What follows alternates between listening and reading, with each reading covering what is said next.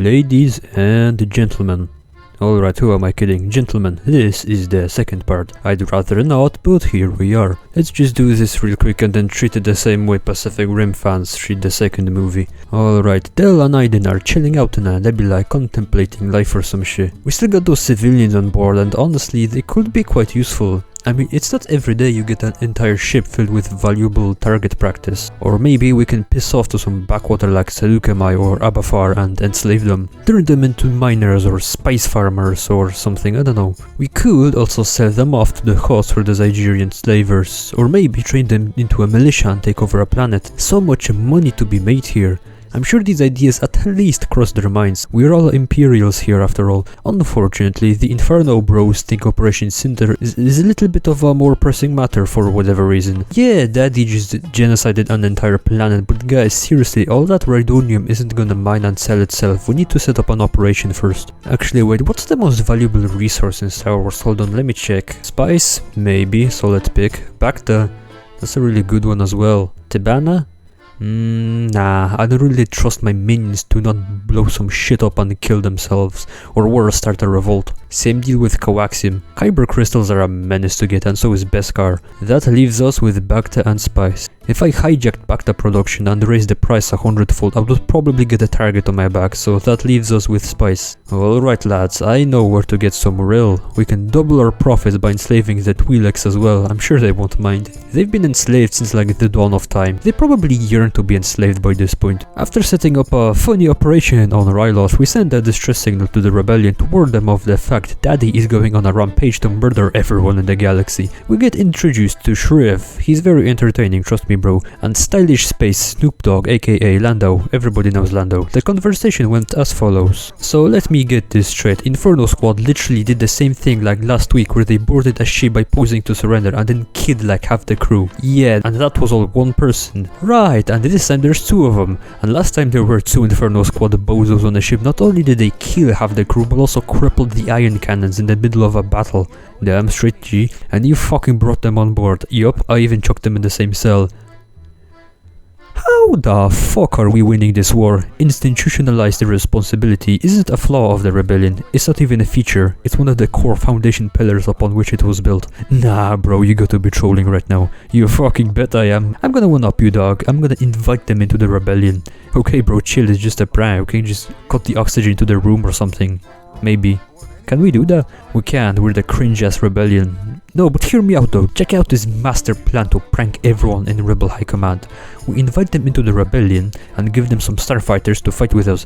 I'm gonna cop in a starfighter too and line my juicy ass up for them to shoot me down, and you know I'm a general, so boom, key target go. Then we're gonna give them blasters and chuck them into a war zone with Princess Leia so they can have the perfect time and place to assassinate her and get away with it.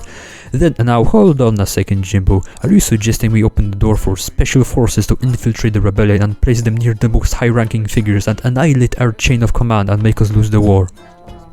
Yeah, that's basically it. Are you fucking high? I'm always high, but death sticks make me higher. Who the fuck made you a general? As you said, institutionalized irresponsibility. What you think? Every nerve in my body is screaming to court-martial you right now for even thinking about this. But it would be funny though. It fucking would, let's do it. By the way, if someone in high command figures out what we're up to, I'm blaming it all on you for bringing them here in the first place. What the fuck bro? Snoop Dogg pays us a visit and invites us for a walk. This guy cannot be serious right now.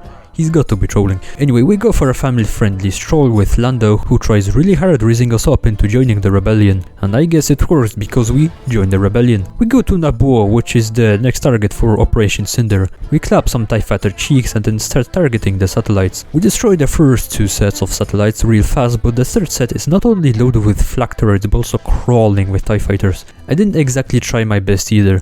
We clear the air a little and then delete the flak cannons, and it's smooth sailing from here. Our next target is that big Star Destroyer over yonder. We protect the Y-Wings as they deliver their payloads on the shield generators. That's the only way the MC Cruiser can take on the big boy, because Rebel warships are a dog shit. For the next 5 hours we just pop TIE Fighters. Once the shields are down though, the Bonkal passenger liner starts busting its nut all over the big Star Destroyer. However, the Chad Imperials evacuated and decide to launch an invasion of Theed using everything that was on board. And let me tell you just how much stuff an ISD can hold. We go down to the surface to put out this fire we just made.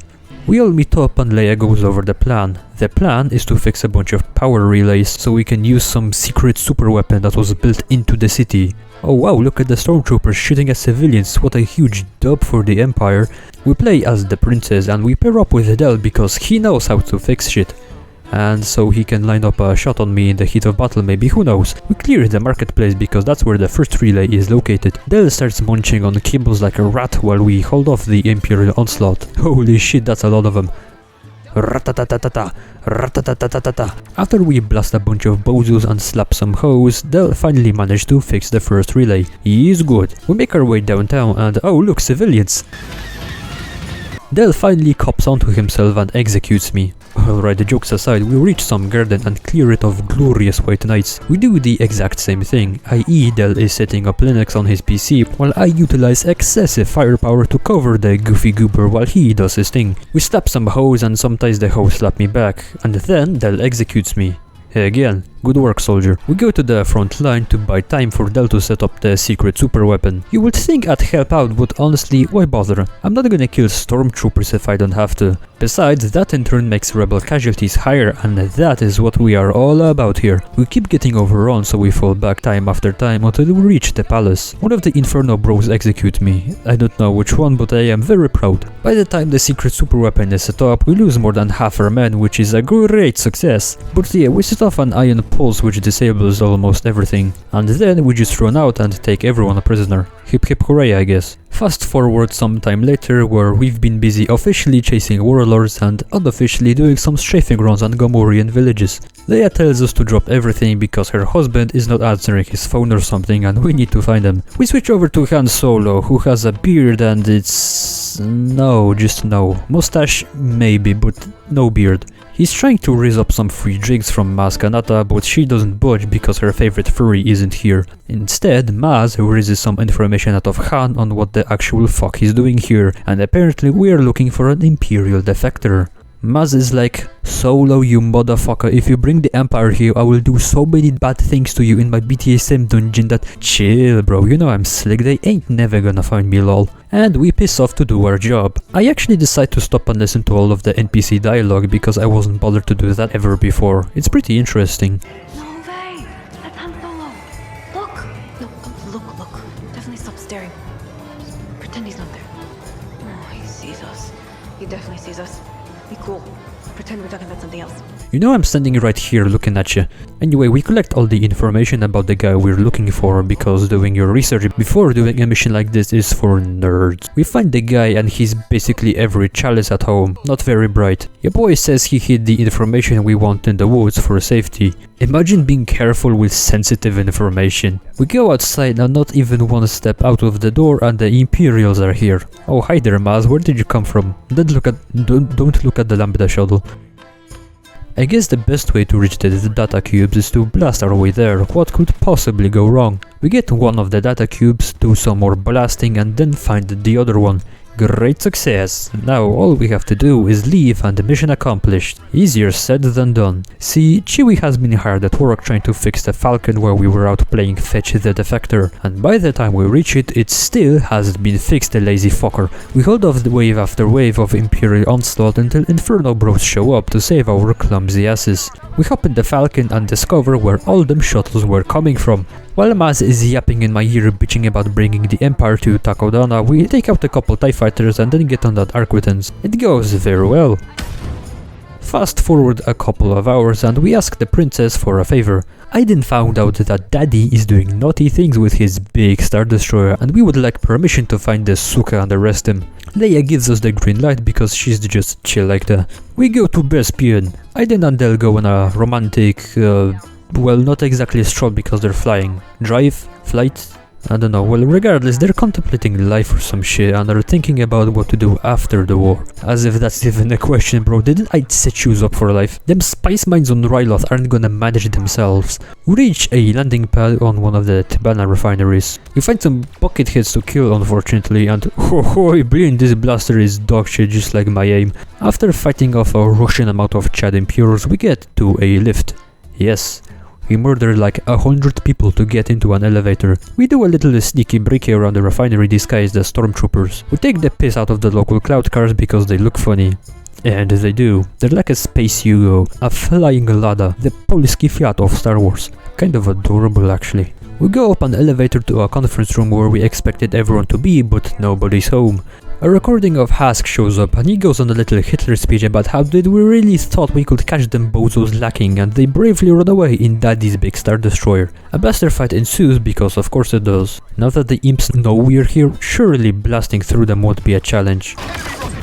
Worst idea I ever had. We try going sneaky bricky, but my clumsy ass could not be an assassin, so that goes poorly. Fortunately, we actually managed to hold them off, and that very scary Scatwalker watched way too much TikTok to the point the brain rot paralyzed it, so I guess we're good. Hask and the Daddy may have escaped, but you can still blow up the whole refinery to hurt Imperial logistics, so let's get into some TIE fighters. And they left. Are you having a fucking wank, mate? When I said we needed a ship, I should have been more specific. It has weapons. What more do you want? For it not to be a clown car. We shall never speak of this, Aiden. Not to anyone. Not even our closest family members. We blow up some TIE fighters and then we blow up some fuel cells. The Tabana refinery started going kablooey and take the big Star Destroyers with them. If anyone ever doubted the combat capabilities of a flying Malush with a laser cannon strapped to it, you are a Western spy. That goes for the both of you Inferno bros. For our next mission we go to Solost. Apparently there's an abandoned factory that Daddy is using to store a bunch of weapons or something. We play as Snoop Dogg. Snoop Dogg has some cool abilities. How are you still alive, bro? We clear the area and enter inside. We have a very nice tour and we even get a free ride in a walkerhead. And sure enough, this supposedly abandoned factory isn't actually deserted. Whomstead have thought? So anyway, I started blasting and slapping bitches as well. We defeat the powerful foe by utilizing the rebels' secret power called plot armor, and we try shooting the place down. No amount of plot armor can withstand the fact that Shriv and Lando are spectacular debiles and have no clue what they are doing. Oh wow, more stormtroopers, great. The fuck are you doing? We split up, and while Shriv is trying to find a way out of this place like we told him to, we utilize the 4-digit IQ of Snoop Dogg to make the lava in the factory overflow. That 4-digit IQ I just mentioned is negative of course, but it's still impressive. Actually comes in handy every now and then. All the Imperials try evacuating, but shooting fleeing enemies is a war crime I enjoy participating in. Oh no, the gonk droid is on fire, the poor boy. We get the hell out and Shriv commandeered an AT-ST for us. AT-ST is very fun. And you're dead. Ratatatata, and you're very dead. Haha! Holy guacamole, that is so much target practice. Oh look, a shuttle we can use to escape certain death. Oh fuck off. Fortunately, Aiden comes to the rescue to save our clumsy asses from being incinerated alive from Snoop Dogg's plan that totally didn't backfire. Back on the Corvus, and Aiden is yapping about how Jakku is about to go down. Fast forward to the actual battle and there is a shit ton of distress signals apparently. Aiden figures she'll just go down there and help, which is cringe. Helping people escape certain death is just beta female energy, honestly. Del is like, ayo, come back though chief, and Shriv, who's coming with us, is butthurt and it's just great. We blast some ties and then go to a nearby distress beacon. As it turns out though, the game fucking lied to us because the first beacon doesn't even have any of our allies there. It's just a bunch of bombers leaving the crippled ISD to flatten local villages or some shit. And if that's the case, then who sent the distress signal in the area in the first place? It's just makes no sense. Anyway, for all you uneducated swines out there, an ISD is capable of carrying an entire Stormtrooper legion, and bleed, let me tell you, it shows. We died 1, 2, 3 times. We plant some detonators to prevent any more bombers from flying out. You know, I don't mean to question you, Aiden, but I don't think these ties are in any shape to fly in the first place, but whatever. The Imperials come back and bump up the amount of deaths in this area to 4. We get back in our X-Wings and the detonators go kablooey. We blow up a bunch of scrap and the junk devoy. Surely this great success will turn the tide, you fucking bimbo. We scrap a few more eyeballs and land the ship. There's a bunch of survivors from a ship crash who are under a walker assault. And the great leader of the elite Inferno squad, Aiden Versio, figured that instead of using the X-Wing she's in to shoot down the AT-ATs, the best way she can help is on foot. The rebel brain rot has clearly infected her mind. Fortunately for everyone involved, she still has some of that Imperial DNA, and we use excessive firepower coming in from orbital turbolaser bombardment to take these heavy walkers down. The battle was actually kinda intense here though, that I really liked. The Corvus comes in to pick up our new slave labor, I mean the survivors, while we cover them. We go back to the Corvus, which happens to be in a bit of a pickle right now. Daddy found us, and I bet he's angry. He tries to punish us by yeeting a bunch of bombers at the Corvus. We shoot all them urods down, and then Hask comes out to dance in a TIE interceptor. Apparently his starfighter was built out of pure diamond, because holy blind, does it take a lot of laser fire to take this guy down. Fortunately we managed to do it first try, and hey bro, that's the wrong clip. We take him out first try, great success. We tell Miko to get the Corvus the hell out of here, while we are gonna try to get Daddy on our side so he doesn't die in the battle. We come under fire though from these, what seems to be not exactly factory standard flak turbo lasers or something along those lines. We get shot down and crash onto the hull of this enormous beast. We start blasting stormtroopers because that's a thing. Having a platoon of very valuable troopers chill inside the ISD where they're gonna be safe from the very much dangerous battle going on outside just made too much sense for the devs, didn't it?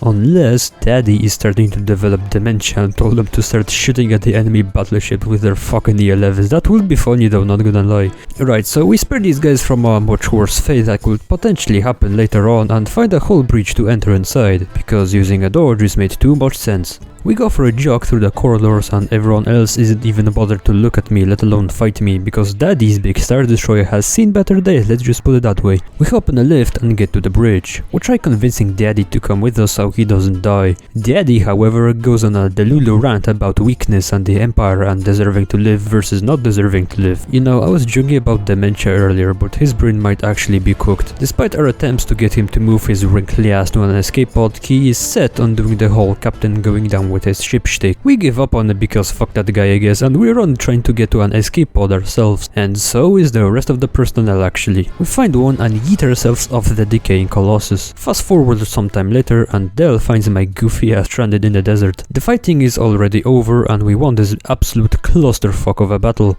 Aiden goes in for a smooch, can't relate, and Shriv interrupts because of course he does. Our Imperial DNA makes us delect ourselves with the sight of our fallen enemies, and that's the game. Except it isn't? What is this? Sequels? Nah bro, if you think you can make me acknowledge that these exist, you are mistaken my guy. I'm not making a video of this cringe ass era, you can't make me. Subscribe to Love of Boris and glory to the Empire.